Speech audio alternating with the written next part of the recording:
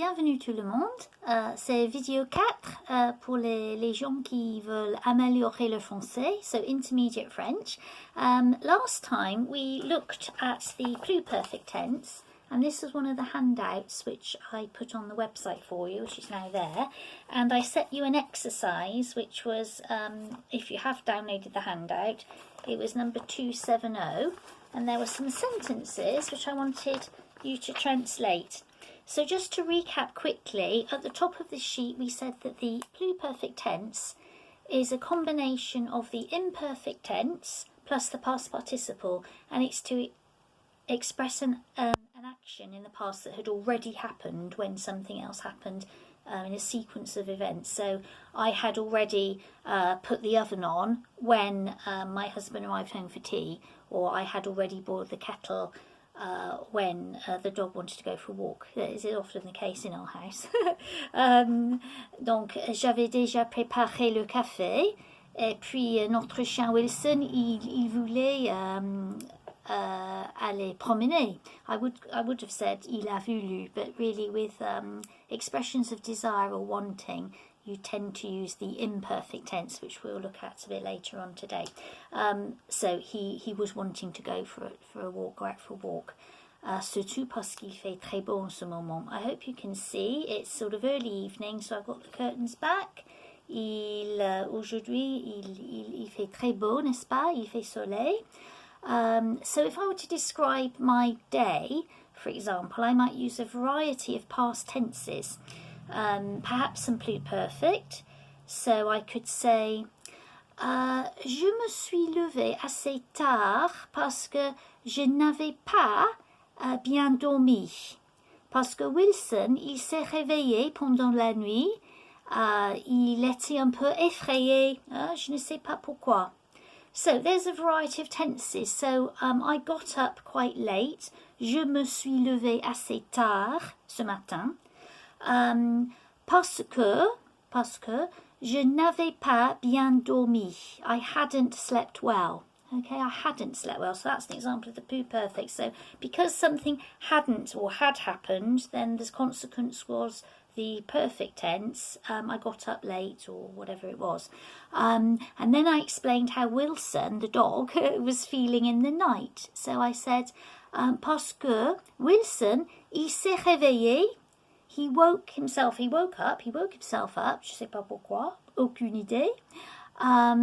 Il a dû entendre un bruit ou je sais pas quoi. Perhaps he heard a sound. So there I'm using the perfect tense. He heard a sound like that. Il a entendu. He heard. Because it probably happened quite suddenly that he heard this sound. Je pensais que c'était 3 heures du matin, à peu près. I think it was about 3 o'clock in the morning. So that's descriptive. So there I'm using the imperfect. It was 3 o'clock in the morning. And then I described how Wilson was feeling. I say that he was effrayé, frightened. He's quite a tough dog, un lévrier, but I imagine he seemed frightened. Il avait l'air, il semblait un peu effrayé. He seemed, he had the air, the appearance of being a little bit afraid. I don't know why, there was nothing wrong. Il n'y avait rien d'extraordinaire, je sais pas quoi. So moi, je dormais. I was sleeping during this period. So, just what I will look at a bit later on is this imperfect idea. So it's kind of like this wavy line of what was going on at the time, and then these actions, the perfect tense, the past tense, this happened, then this happened, then this happened. So that explains the difference between the two tenses. We're calling it imperfect. Often in grammar books you'll see it as imperfect, past continuous. And this tense is important in its own right, but also because we've looked at it in our pluperfect tense conjugation. So we had, for example, on the first example, we had parler, to speak, an ER verb, and it was j'avais parlé, I had spoken, tu avais parlé, il, elle, on avait parlé, nous avions parlé, vous aviez parlé, il or elles avaient parlé. So that's to express that with an ordinary avoir verb, which we know most of them are, you're using the imperfect, which is the stem of the imperfect tense. Do you remember what that comes from? So it's the new form of the verb in the present tense, most of the time, apart from when it's an irregular verb. So here we've got parler, irregular verb here, perfectly regular.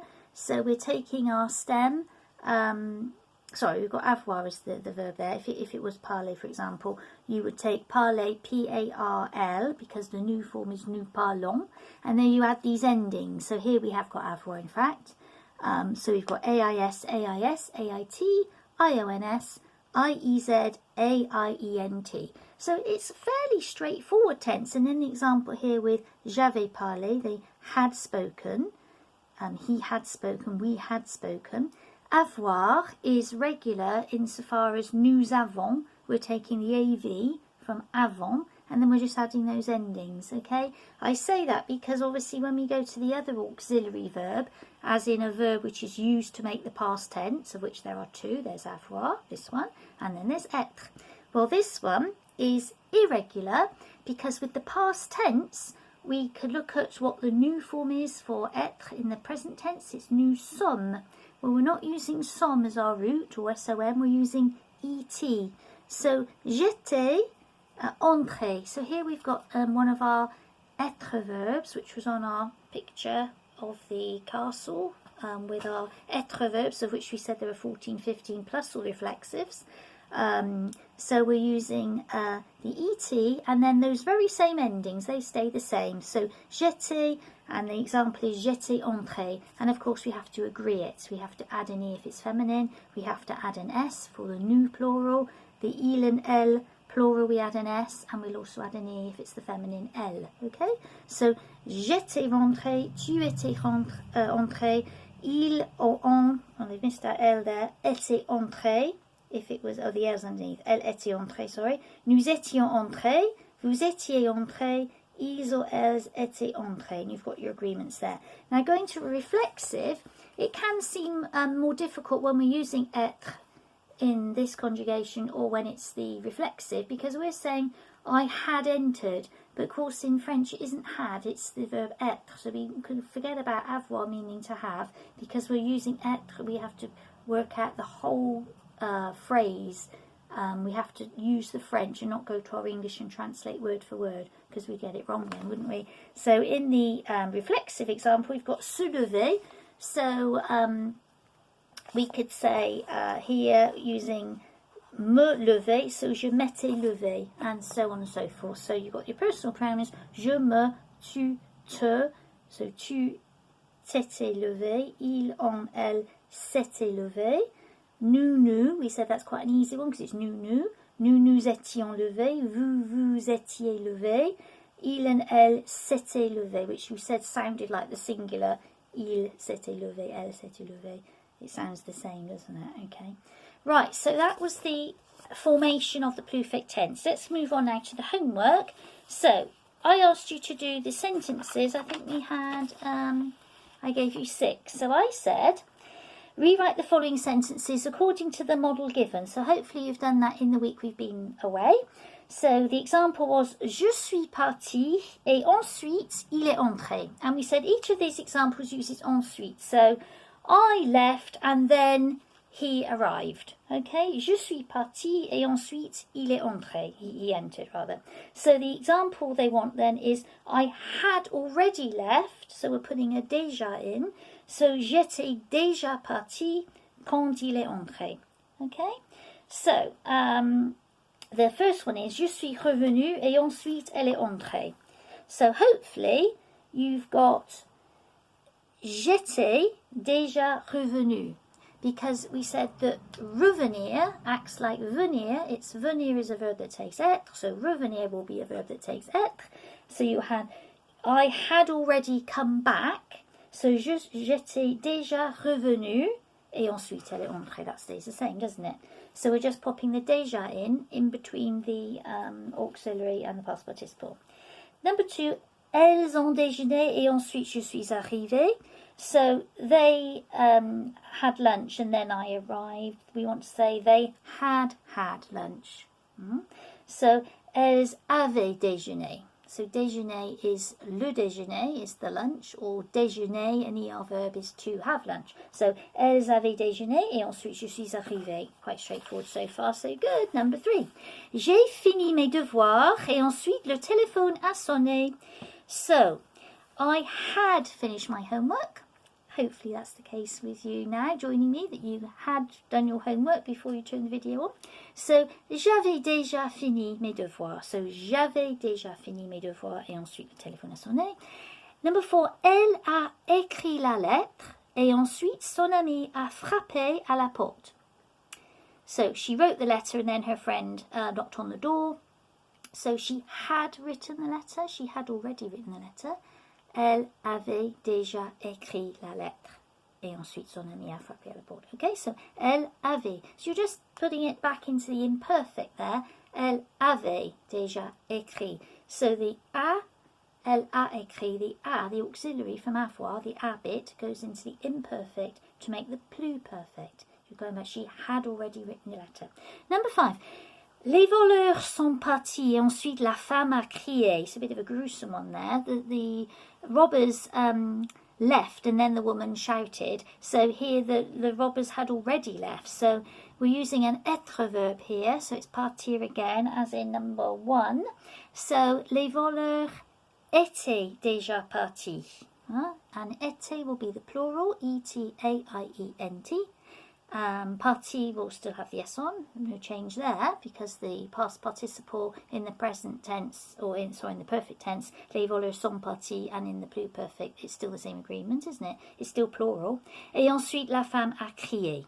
And the last one you'll be pleased to know is the reflexive, it's se coucher, to go to bed. So, nous nous sommes couchés, et ensuite, il est revenu.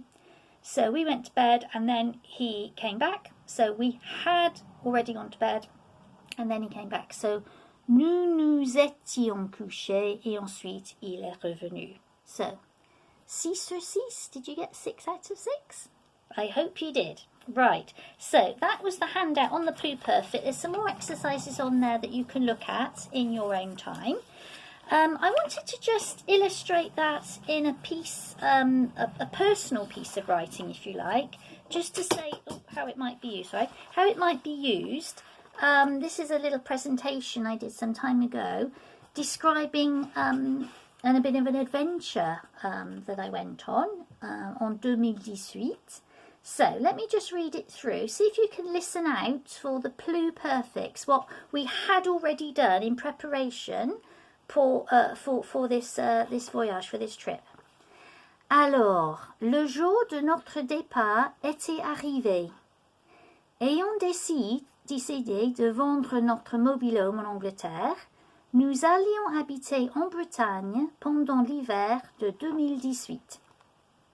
Nous avions déjà acheté une petite cabane en bois située près de la forêt de Kennecan, dans le Morbihan. L'ancien propriétaire l'avait utilisée comme cabane de vacances, donc il n'y avait pas grand-chose dedans. Il nous fallait installer quelques meubles afin de rendre la propriété plus confortable. En arrivant le premier soir, après un court voyage de Roscoff, nous l'avons trouvé un peu pêle-mêle et, cette nuit-là, sous un ciel plein d'étoiles, il ne faisait que 3 degrés. Notre aventure a vraiment commencé. So, you've got a nice mixture there of past tenses. So, this happened, donc c'est presque il y a 2 ans. So, we're in 2020, we're in 2020 now, aren't we? And that's incidentally, the French can't say 2020, they would say 2020. 2018. I don't actually say that myself. I say 2018, but some say 2018. So you would say 2018. So this is when this action took place. This aventure, voyage, si vous voulez, en Bretagne. So you know it was in Brittany. So the day of our departure had arrived. Well, that's translated pretty much word for word. So, alors, le jour de notre départ, the day of our departure, était arrivé, had arrived. So listen out for that, had arrived. Of course, had translates as était arrivé. because it's a verb that takes être. We had decided to sell our mobile home in England, our park home. So, having decided to sell. Ayant décidé de vendre. So, having decided to. So, there you've got another conjugation which saves you using we had decided to sell and then we did this. So, it's a nice, neat way of introducing the next clause. So, you've got that subordinate clause or the introductory clause, which then carries on through the sentence. It just saves you putting lots of past tenses in. It makes it a bit neater, a bit of a change, literary style. So, ayant décidé de vendre notre mobil-home en Angleterre, we were going to live. So, we were going to is our imperfect. Nous allions habiter en Bretagne during the winter, during the 2018 winter, during the winter of 2018.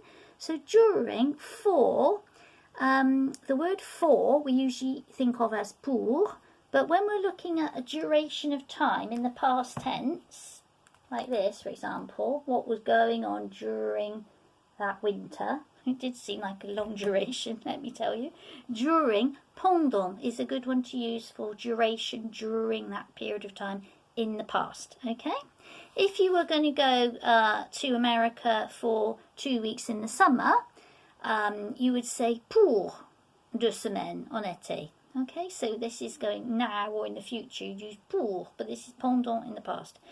Now, another pluperfect. We had already bought, so we didn't just turn up and there was the cabin and we were trying to get in. We'd already bought it. So this is where you need your pluperfect, an action that had already happened when you turn up, or you turned up from the ferry from Roscoff, drove there, wanted to get in. So we had already bought it. We had already got the key. Heureusement. So we had already bought. It's fairly straightforward. Acheter. Straightforward avoir verb. Nous avions déjà acheté une petite cabane en bois. It doesn't sound very glamorous, does it? A little wooden cabin. Then I've put just a descriptive adjective, but it's actually a past participle, situated. But it's used as an adjective, so it has to agree with the la petite cabane. So interestingly, that would have an E on the end. Situé would have the extra E, because we're talking about la cabane, aren't we? Situé près de la forêt de Kennecan, that's the place name, dans le Morbihan. So le Morbihan is one of the 6 regions within Brittany, okay? And you've got the Golfe de Morbihan, so it's like little sea, I believe it means, if you look in a travel book. So Morbihan is Breton, French Breton language for little sea, and it's got this lovely big gulf where you've got some islands and that part of the coastline. This is right in the forest where this place is. Then I'm using the former owner, which we talked about in the first lesson, I think, when we talked about adjectival placement.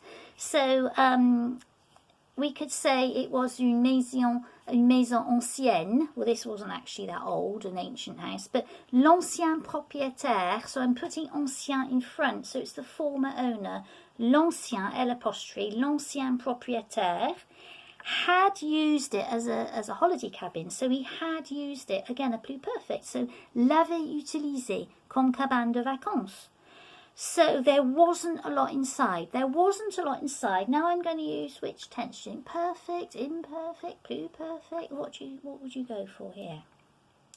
We're describing the fact that inside this cabin that had been abandonné pendant des années, au moins une année, at least 1 year had passed when this chap had gone off to America, I believe.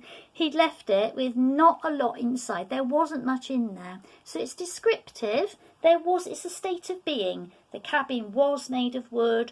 It was in the forest. There wasn't much inside, so it's imperfect. It's our old friend imperfect because it's descriptive, okay? So there wasn't, or there weren't, so we had that last time, il n'y avait. Il n'y avait pas grand-chose dedans. There wasn't a lot inside, or à l'intérieur, okay? We had to put in some furniture, so I've used the impersonal verb falloir, which you don't conjugate with je, tu, nous, etc. It was necessary for us. So again, it was necessary. It's an imperfect. It was kind of like a state of being, but you do use falloir, il a fallu, if it suddenly happened, I had to do this. I had to. J'ai dû, for example. But often it's imperfect. So It was necessary to us, so il nous fallait. Falloir, so you take falloir and you add the AIT because it's the il form. It's always the il form. And it's always il. It was necessary to whoever. Il nous fallait, in this instance for us, installer, to put in quelques meubles. Afin de, so as to, afin de rendre la propriété plus confortable. To render. Rendre is to give back. So, j'ai emprunté votre stylo. Je vous le rends. I give it back to you. So to give back or to render, to make the property, can't say it in English, the property plus confortable. And it's quite a glamorous word. It's not really a property anyway, is it? Arriving the first evening, en arrivant, le premier soir, après un court voyage de Roscoff, fairly straightforward, we found it. So there, we just arrived, we got the key, open it up, we found it. So just straightforward, passé composé perfect. Not we had found it, we just found it. So nous l'avons trouvé, we found it. Nous l'avons trouvé, un peu pêle-mêle, a bit higgledy-piggledy, a bit all over the place. Et cette nuit-là, that night, et cette nuit-là, sous un ciel plein d'étoiles, full of stars, it was only 3 degrees temperature inside. So it was very cold. We were cold. It was cold. So with temperature, we'd say faire. So here we're using again, describing the weather, past tense, descriptive, il faisait. And I'm saying it was only, because I was so surprised, I thought, oh, it's only 3 degrees. Il ne faisait que, ne que. Il ne faisait que 3 degrés, which was very cold. So, we were cold. How would you express that? Le chien aussi. Le pauvre Wilson. So, we say to have cold. We know this by now, don't we? So, it's avoir froid. So, nous avions froid. Il, Wilson, il avait très froid aussi. Il était congelé. He was frozen. Okay. And then our adventure had really begun. Or really started. Notre aventure a vraiment commencé. So then at that point our adventure began. So that's just a description of how you've got some pluperfect in that little journey that we took. Moving on to the imperfect today. So in the first couple of lessons we looked at verbs that take être in their past. I hope that you're sort of getting to grips with those and you're quite confident with those. Not, of course, forgetting all the reflexives, which are important. We use them to describe our daily routine, for example. So I could say, ce matin, je me suis levée à 9 heures. Je me suis promenée dans les champs avec le chien. Je suis rentrée chez moi. Je me suis douchée. Je me suis habillée. So I got up, I walked myself with the dog. Otherwise you'd say j'ai promené le chien, but je me suis promenée avec le chien. Coming back, had a shower, got dressed, and changed clothes in other words. So that's how you might use the reflexive verbs. But if I was describing what it was like on this walk, I would use the imperfect. So it was hot, the weather. Il faisait chaud. Moi, I had put on my jumper, for example. J'avais mis mon pullover, donc j'avais chaud. I had put on my jumper. J'avais mis mon pullover, donc j'avais chaud. So I had put my jumper, and therefore I was hot. J'étais contente de pouvoir sortir, de prendre de l'air frais, etc. So I was happy. J'étais contente de whatever. J'étais contente, tout simplement. I could just cut it off there. Or I was happy to do the fact that I could. So j'étais contente de pouvoir. I was happy to be able to.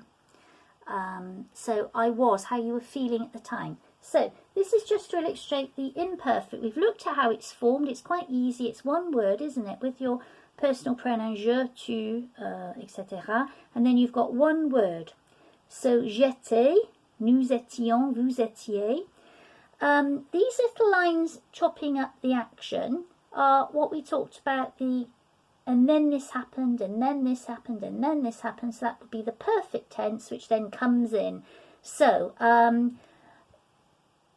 Je me promenais pendant 1 heure. J'ai vu mon ami. Et puis, j'ai remarqué un papillon, which is actually true because I keep going outside and seeing this particular butterfly with little orange markings on its wings. I've never noticed before. Il faisait chaud, donc j'ai enlevé mon pullover. It was hot, so I took off my jumper. So those actions which broke up the continuous action. And just to look at just a few of the adverbs which you might use because they point out that this is the imperfect tense. So when it was something that often happened, always happened, tout le temps, all the time, so always, all the time, tous les jours, every day, chaque année, every year, or le lundi, or even les lundis, on Mondays I did this, le weekend. So for this, for example, you could say, quand j'étais jeune, tous les jours de la semaine, j'allais au lycée. Je me promenais au lycée avec mes amis. Et puis chaque année, nous partions en vacances. Nous prenions notre caravane à l'étranger parce que mon père, il était professeur. Donc, il avait de longues vacances scolaires comme nous, les enfants. So, typically, when we were young, every day of the week, we went to school. We used to walk to school, or we would walk to school. So, when you see expressions in English like used to, that doesn't really mean anything if you break it down in English. To use is to use, to make use of something. But used to is translated into the imperfect. Or I would do this, we would do that. In this instance, would is not the conditional. That's I would like to go, I would like to buy. But here it's saying I would do this. We would go on holiday with our caravan abroad because my dad was a teacher, so he had long hot school holidays like we did. So where you're thinking of, I used to do this, we would always do this, then you're thinking imperfect. Okay, so I hope that illustrates just a snapshot, really, a clear idea, though, of how to use the imperfect tense. And we've looked at how it's formed as well. So just to recap, it might help if I write it down as I'm speaking. So with imperfect tense, we've got the new form of the verb. So if we be brave and take aller, which is often deemed as an irregular verb, but if we look at the nous allons form, okay, we're going to chop that off. We're going to use this bit to make our imperfect, and then we're going to add our AIS, so j'allais, and then they're all going to be the same, aren't they? Tu allais, I was going, you were going, il, elle, on, with a T, that's it. So that will be elle, on. And then the new form, remember, is allions. So you've got this extra I to differentiate between nous allons, we're going, we go. We were going, it's just that I difference, isn't it? Nous allions. The vous, do you remember, is similar in some respects because you've got the vous allez, but you add that I again. Vous alliez, you were going. And then the ils or elles, aller sounds the same as this one, but you will get it from context, from the meaning in the sentence, hopefully, whether it's singular or plural. So, ils or elles allaient. So they were going to buy some new dresses. Elles allaient acheter de nouvelles robes, for example. They were going to buy some bread and some cheese. Ils allaient acheter du pain et du fromage. I was going to visit the castle. J'allais visiter le château. So you can go on and on. So was going, and then you do this with all your verbs, of course. Remember, though, that être, you can't use the new form because you'd end up with nous sommes. You don't want that. You just want this bit, et, don't you? J'étais. And then this circumflex becomes the Itty, doesn't it? Okay, so what I'd like to do for next time, just practice writing a short passage as I did with mine. I will upload this for you to have a look at on my website. So if you just write a short passage of a past event, something that happened, I don't know, last night, last week, last year, whenever you want. A memorable day is quite nice. So this was a very memorable day for me because we arrived in France for what was going to be a 5-6 month sabbatical or stay in a little wooden cabin and 3 degrees temperature, but it did get warm, I can assure you. So have a go at that yourself. Just a short passage, play around with perfect tense, imperfect tense, put in a pluperfect if you're confident, and see how you get on. Okay, bonjour, au revoir, à la prochaine.